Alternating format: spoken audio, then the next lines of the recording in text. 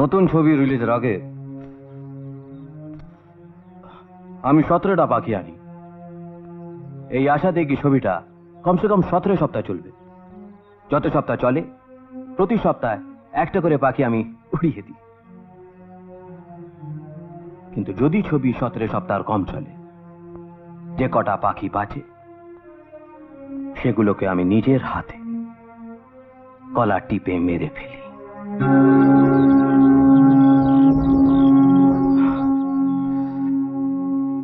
খুবই নিষ্ঠুর লাগছে না আমায়?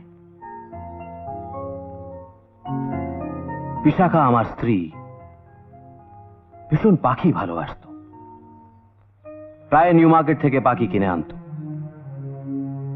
2 বছর আগে যেদিন সে বাড়ি শহর দেশ ছেড়ে চলে যায়, সেদিনই আমার একটা ছবি রিলিজ করে। ওর চলে যাবার যন্ত্রণা, ছবি রিলিজের টেনশন, সব মিলিয়ে আমি পাগল হয়ে গেছিলাম।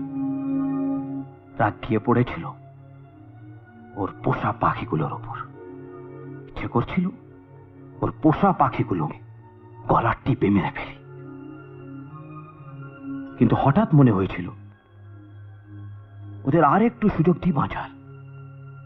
যদি ছবিটা হিট করে, প্রতি সপ্তাহে একটা করে পাখি উড়িয়ে দেব আকাশে। ছবিটা হিট করেছিল, 17 সপ্তাহ চলেছিল। আর আশ্চর্য, খাঁচাতেও 17টা পাখি ছিল। বিশাখার পোষা ওই পাখিগুলোকে 17 সপ্তাহে উড়িয়ে দিয়েছিলাম। তখন মনে হয়েছিল ওই পাখিগুলোর ভাগ্যেই আমার ছবি হিট করেছে। আর তখন থেকে শুরু হয়েছে এই খেলা।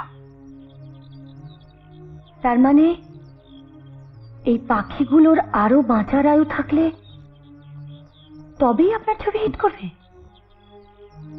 সেটাই বিশ্বাস করি এখন।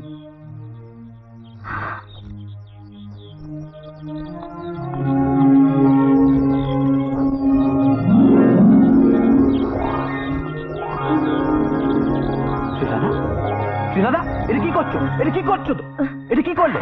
পাখির ভাগ্যে নয়, আপনার ছবি হিট করবে আপনার নিজের ভাগ্যের জোরে। এই বিশ্বাসটা আপনার মনের মধ্যে আমি ফিরিয়ে আনতে চাই।